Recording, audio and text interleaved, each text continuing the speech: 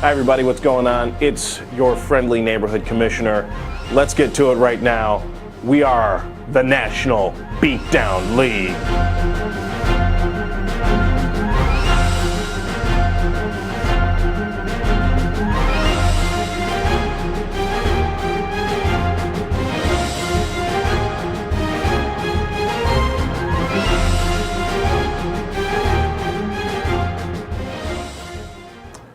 All right, this week we're going to be taking a look at some key matchups, some sleepers, and who is not going to be sleeping when it comes to their performance on the field this week.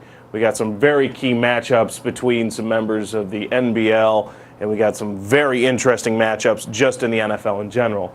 Let's take a look first at Oakland and Buffalo, my personal favorites, because nobody circles the wagon like the Buffalo Bills. Thanks, Chris Berman, that's you. I can't take credit for that. Now, this week, Oakland, who coming off a surprising win last week in Kansas City, running for over 200 total yards as a team, is going up against a surprise Buffalo defense, who 2 weeks in a row now has stifled opponents both in the pass and rushing game. Buffalo is favored by 8.5 points, but what you want to look at in this game is Darren McFadden. Is he going to be able to perform on the road in Buffalo this early in the season after coming off of a great game, rushing for over 100 yards last week? Can he repeat that this week? I'm going to say no. Darren McFadden, sorry this week. You're on the road, you're still young, and you're going up against a very stout run defense. Oakland has no pass offense, none whatsoever. Buffalo's going to stack 8 in the box the entire game, and I'm sorry, but Jamarcus Russell is not going to be able to hit anybody, even in single coverage. Next interesting game I want to take a look at here is the Cincinnati Bengals going to New York to take on the football Giants. Now, the Giants so far this year are really defending their crown and doing it in fashion, blowing out opponents in both weeks 1 and 2, and now coming up against Ocho Cinco and company. Bottom line here is, the Bengals are the Bungles yet again. Sorry, JB, I had to say it.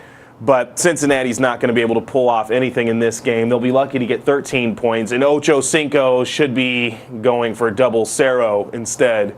That's a Spanish joke for my fans down south. So if you're going to pick anybody up for these games, definitely do anybody from the Giants, because the Cincinnati Bengals have no defense. They don't have any offense. And that means the offense for the other guys, the G-men, are going to be on the field a lot and scoring a lot of points. Let's take a look at a very interesting game here. Cleveland and Baltimore. Cleveland was a lot of people's darling pick for the year to make the playoffs and possibly go deep into the playoffs. They are nothing but a disappointment. Their wide receiving core is injured. Joe Jurevich is out for an indefinite amount of time. Braylon Edwards is a whiny little man who just likes to drop balls at this point. And Derek Anderson, I'm sorry to say it, but last year might have been a fluke. So if you're going to pick up anybody from Cleveland, you might want to look at Jamal Lewis in this game. Jamal Lewis, who, going back to Baltimore, he always is going to have something to prove. And he is probably going to want to rush a little bit harder than he has earlier this year. So you may want to get, if you don't already have Jamal Lewis, if you have him on your team, play him, because he's probably going to pick up at least 100, and I'm going to say at least 1 touchdown in this game. Here's a good game. Jacksonville and Indianapolis. Jacksonville this year was another one of those darling picks to go deep into the playoffs, possibly the Super Bowl for many. Indianapolis, on the other end of the spectrum, coming off of a miracle win here where Peyton Manning finally started to get on the wagon. Peyton has not looked the same since his explosive numbers several years back, and he really hasn't put up huge fantasy numbers. He's been able to put up decent fantasy numbers.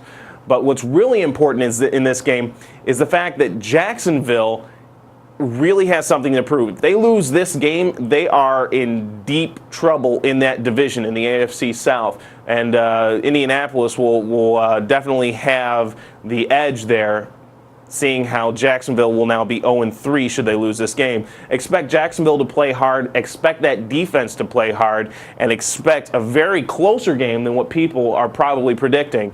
Although people are saying Indianapolis is going to blow them out, I'm not seeing that. Joseph Adai has been Joseph no die, as in dice, multiple. Okay, never mind. That probably didn't go over too well, but I don't care. I said it and I love it.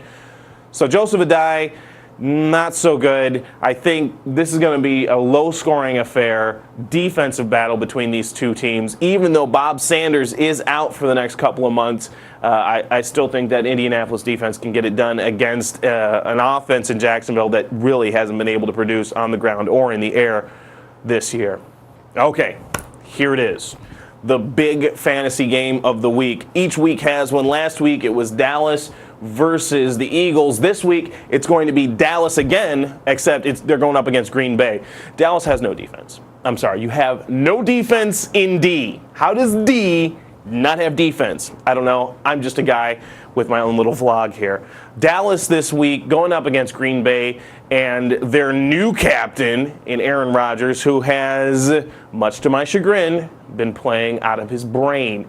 If you can pick up anybody from either of these teams, everybody's going to get points. I don't care who it is. If your grandmother's playing for Dallas, play your grandmother this week, because these guys are going to put up close to 80, 85 points this week in Green Bay.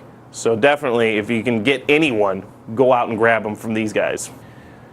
Last but not least.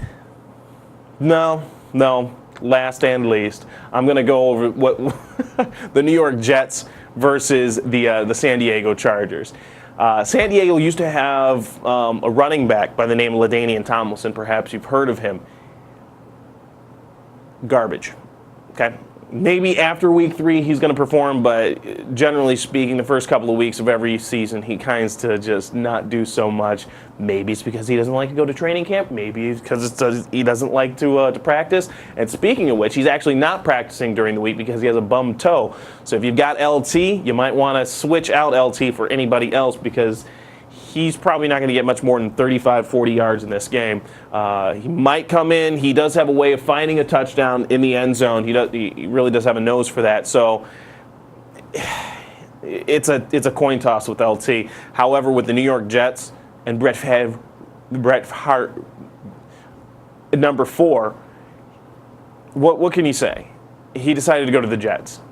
The Jets, Jets. Not going to be in last place, because at least the Dolphins are in the division, right? So second to last place is where the Jets are going to end up this year.